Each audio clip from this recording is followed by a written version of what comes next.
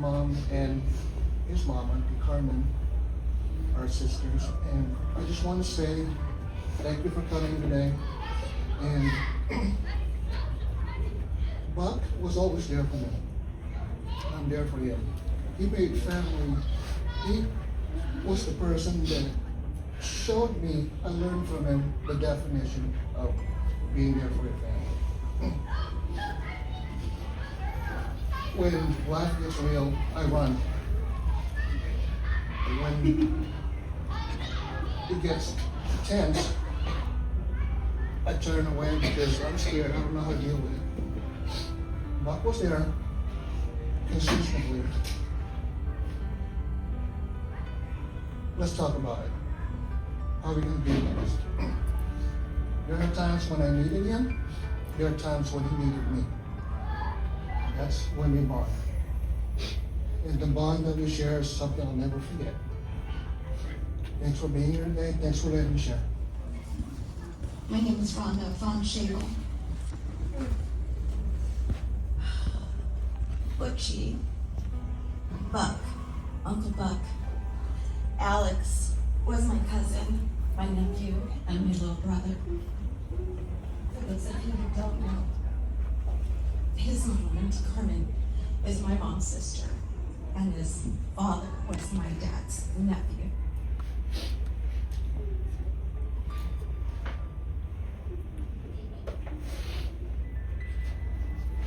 Alex came over in July for a family party. We were deep in conversation until 2:30 a.m. We hugged and said, "I love you." And I watched him holding the extra shrimp pasta, walking to his truck under the street light. He turned and said, "Bye, Ron."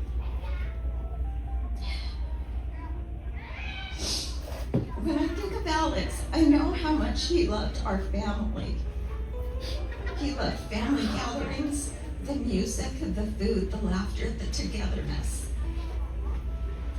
He told the younger generation how much he loved them and showed it through his caring acts, and that's who I think of when I remember him. I feel Alex wanted me to come up here today and say this. That I know that if he was here, he would greet every single one of you.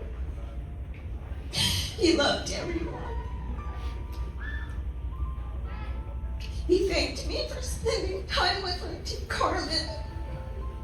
He also told me to watch over her, and I will. Life is in the now, and our time is limited. Call the person who suddenly comes to your mind and tell them, not to somebody else at their funeral. I miss Alex, but he's no longer in pain. He's in heaven with Ozzy and Shiloh and Cooper, his dad and my dad, and all the other family members. They're partying, eating barbecue tilapia, shrimp, drinking a beer, and probably watching the Padres. He's okay now. I love and miss you, Alex. Rest in peace. I'm Nadine. I'm the oldest cousin on our mom's side. When I saw him at the hospital, I was gonna cry. That's what he said. When I drove away after he had left, I did not want to be sad. And I try to remember how much I loved his dad. And I think that's what's getting me through thinking about him, is that he's with his dad, because I miss Uncle Alex too. He's with his grandfather. He's with all these people who have gone before us. But just like Father said, it's just, he's with other people who left before us. Okay? and he's also with Kobe Bryant, Tony Gwynn, and who am I missing? Junior Seau, that's right. So, I mean, if that'll help you get through, it's just that he's with people that we love and miss as well. So that's kind of what gets me, except right now, it's not getting me through. Okay? That's all I wanted to say. I'm Devin. I'm Uncle Buck's nephew, or Alex, or Butch, or whatever you may have known him as. I just want to say thank you guys all for coming. You know, it really warms my heart to see just how many people Uncle Buck's life has affected and how many people are just here, care for him, and like showing our love for him. I was always close with Uncle Buck, but I think I got really close with him these past 2 years. We started going camping a lot, and then on these camping trips, we just talk. We do nothing. We relax. I always remember he used to say, when I went camping with my dad, we'd always be doing stuff, going on a hike once we set up camp, cooking dinner right after that, fishing or whatever. It's like all he wanted to do was just relax, and that's what we did when we camped. And it was nice, you know, it was a break from everything outside. You know, no stresses, no worries. We were just camping. We were focusing on relaxing, and that was really precious. Uncle Buck was a great man. You know, he was one of the most comfortable. He was so comfortable being with himself to the point where I feel like a lot of us couldn't even comprehend that. He would tell me of these road trips or camping trips he went on where it was just him and his dogs.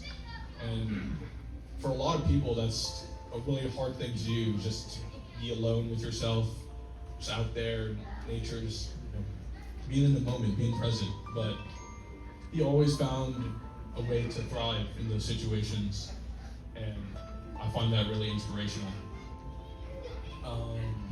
Another thing about Uncle Buck for me is that he was an artist, whether it was through his photography or if he was spray painting or anything he did, that was his creative outlet.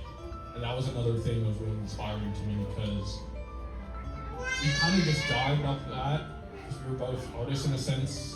I remember going to him talking about wanting to start like my own clothing brand, and he was like, "Oh, don't forget I'm a graphic designer." And I would have loved to work with him for that, but now my mentality through it is like, I just want to make him proud. Since we can't work on it together now, just incorporate that with everything that mindset with everything I do. And you know, at first it was pretty hard. When I first saw him in the hospital, in the state he was in, it was pretty hard. And then what really kept me going, what got me through it, was the idea that since I felt like I got to know him so much, that he wouldn't want me to just sit there wallowing that he's gone. He's like, you'd be sad about it and then just like let it pass. But if you're like sitting there just wallowing, or just like staying there, I don't think that's what, the way I see it, I don't think that's what he would have wanted, you know. He was a great guy. He wanted his life to be celebrated. So that's what I try to do. I always saw Uncle Buck more as a friend than an uncle. And in one of the letters he wrote me, he was saying that he felt the same way. It was like talking to a friend. And I feel like that's what made those camping trips so special, is that it wasn't a lot of family hanging out. It felt like two friends. And I felt like we really got to know each other over those times, and he was just a great man. A quote I heard, I don't know where I heard it, but thinking of Uncle Buck makes me think of this quote. It's, the more you know someone, the more cursed you are to see them as human. And I felt that I really got to see the human side of Uncle Buck, and it was beautiful too. So yeah, thank you guys all for coming and celebrating his life. Clapping out for Uncle Buck. For those who don't know me, I am Alex's cousin. Throughout this, I'll be calling him Butch. I don't call him Alex. You know him as Butch, Buck. He's Butch to me. I would like to thank everyone for taking the time out of your industrial schedule to celebrate the life of my beloved cousin. Although his life was short-lived, he made a memorable impact to everyone he encountered. Before I move on, I would like everyone to raise up out of your seat and give Butch a round of applause that he deserves.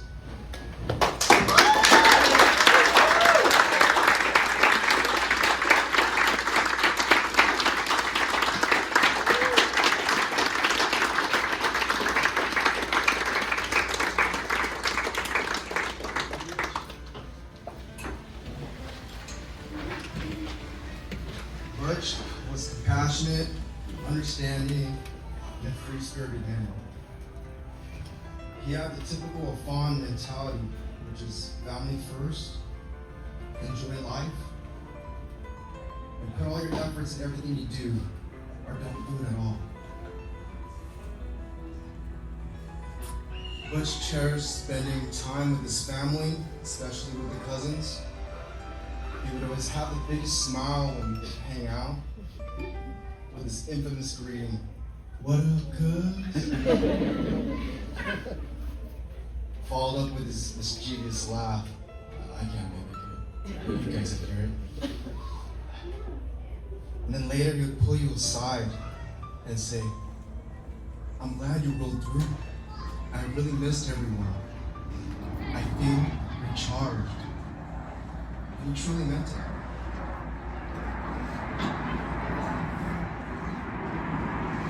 I've known Butch my whole entire life.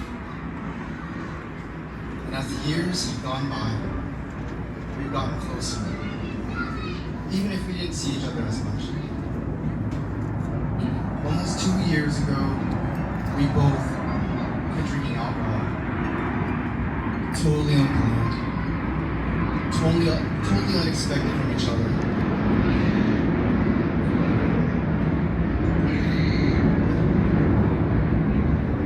Butch was my drinking buddy every time we hung out.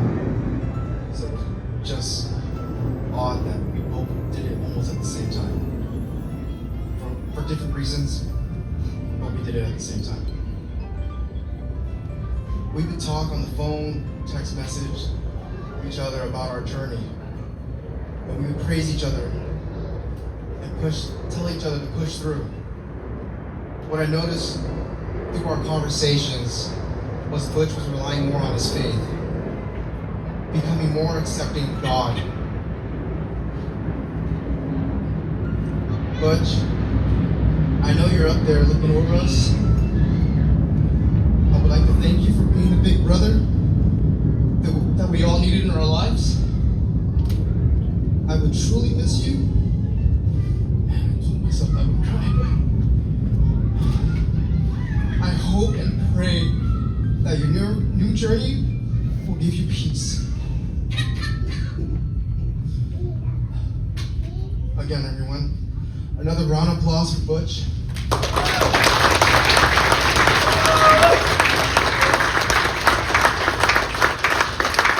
Butch, thank you for everything, Butch.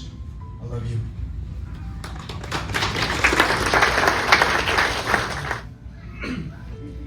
Well, I'm going to talk as monotone as possible, so I hope you guys have your coffee, and I'm going to talk for like 3 hours.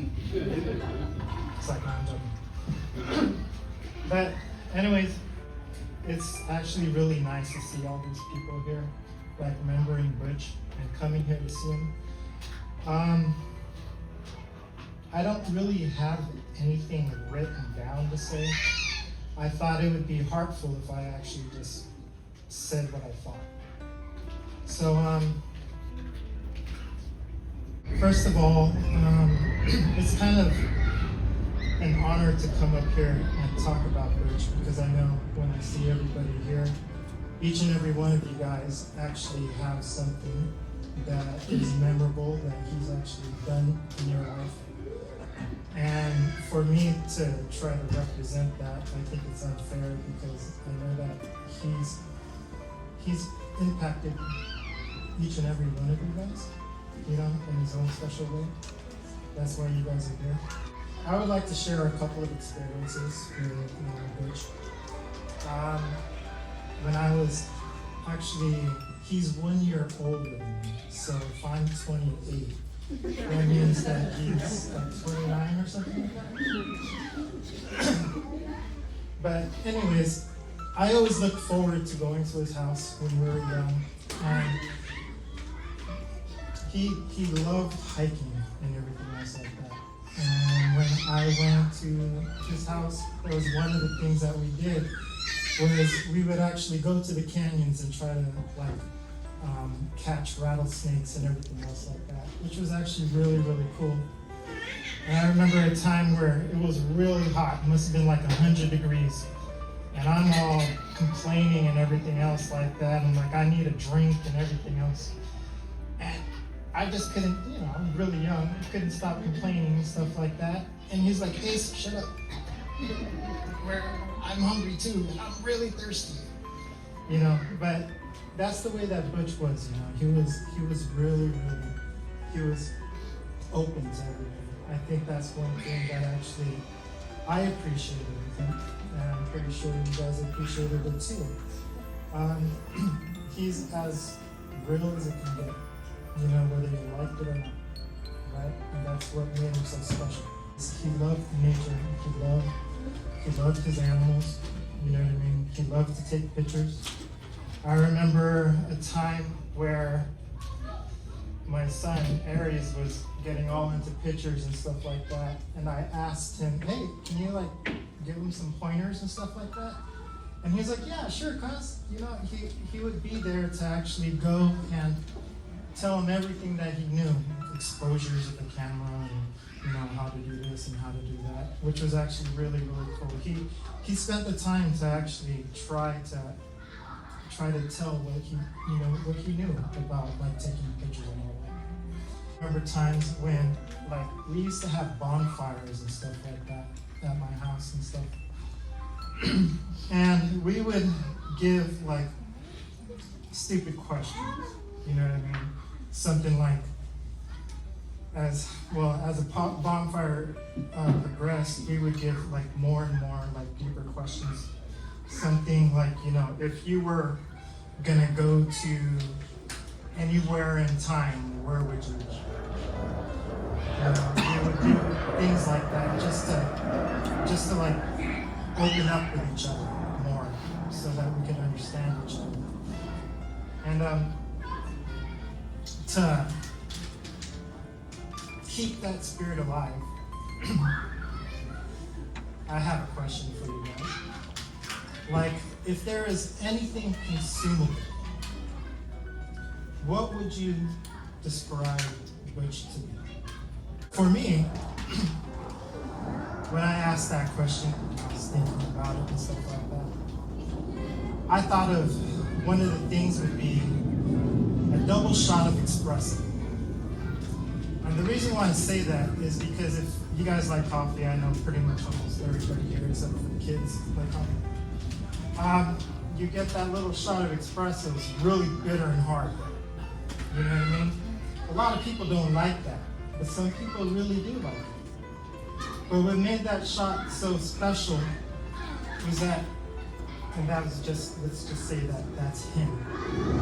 You had other personalities like, foamed milk or some type of sweetener and everything else like that. And you could make something that's so bitter and strong and potent and everything else like that into a delicious drink.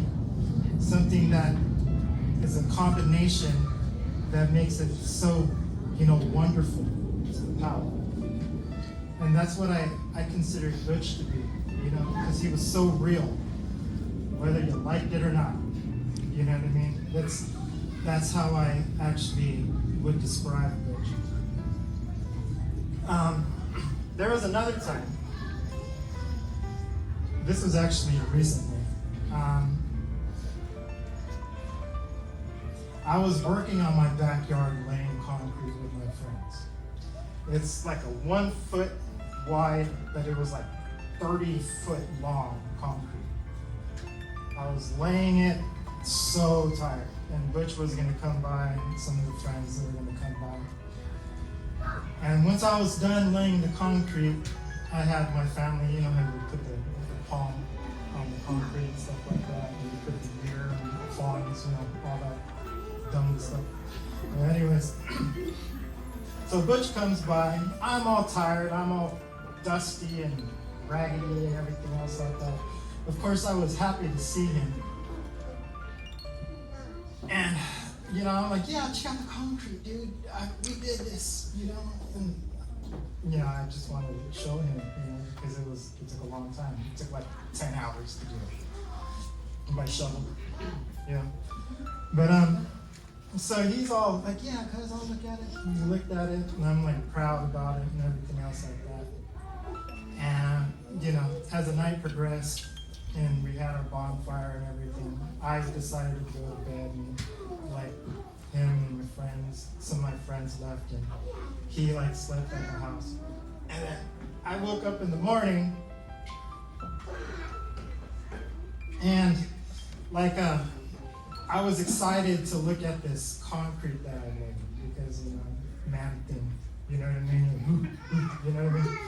So anyways, I go over there and I look at the concrete, and there's this big footprint right in the middle of the what you call it. And there's only one person that, actually there's a lot of people, but there's one person that I know who had Converse at that time. And they're, you know, I'm like, dude, why'd you put like a footprint on my concrete, dude? That was newly poured, and you like totally messed it up and everything else like that. And he's like, sorry, man, you told me to step on it. And I was like, I forgot about that. But now I got this, I don't know what size it is, size 9 Converse on my concrete that'll be there for the rest of my life. So, you know, I was totally angry at him. But, you know, it just shows that, you know, I have a piece of him. You know what I mean? Which is actually really cool.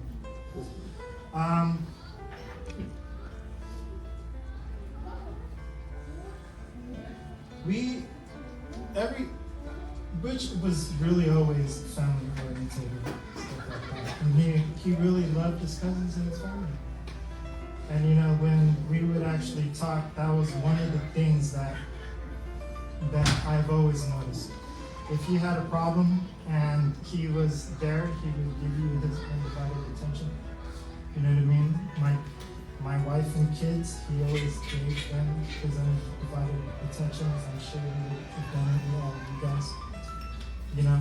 And that's something that I actually appreciate, is because even for myself, sometimes because life is so busy, you know, I don't have time to, you know, if somebody asks me, it's all upon schedule, you know? But he was always usually there. And that's something that I really appreciate about him. You know, he's always been there, especially when he had the time.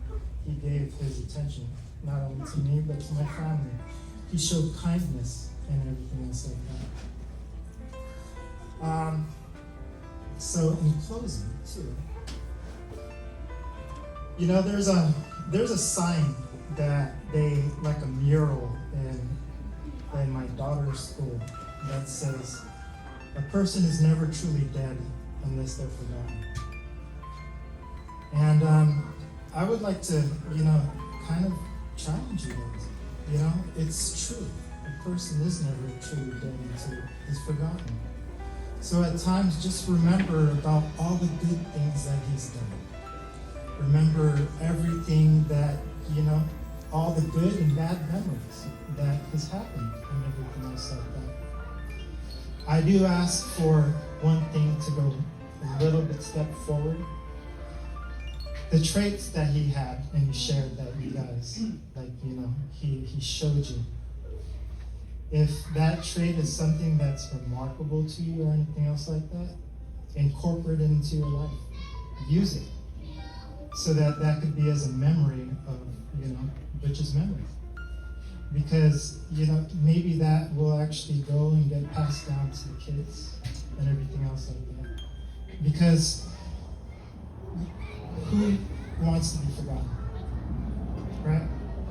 It's something that none of us want to be. And, you know, he lost his life really early. But I think that in my heart, in my memory, I will always try to remember him, because, you know, that's probably what he would do for me. And that's it. Thank you.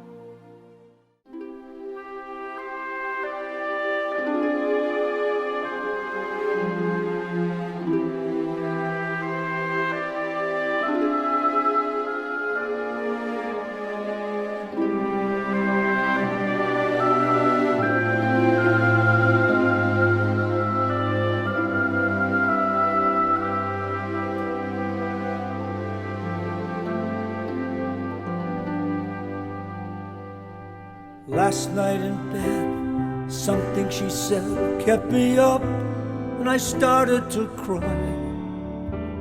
Sat there with tears in my eyes, wondering why do we die? Afraid I couldn't deny the fact of life. You think of your wife and children. That's when you learn the wheel must turn. We get off and others get on. Life's too short, then we're gone. You're here, but not very long. Life must go on. They're not wrong when they say on that day they gather to pray.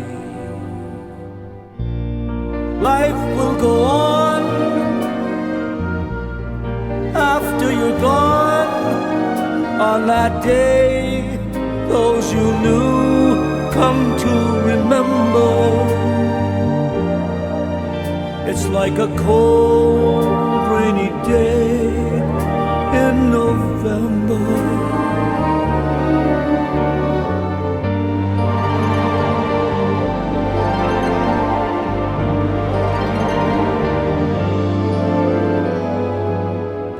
Live every day, every possible way. Spend time with your family and friends, and cherish each moment you spend. Take every road, every bend, and live every minute. Get all there is in it, my friend. Life will go on after you're gone. On that day, those you knew come to remember. Life's but a flame, it's a slow burning ember.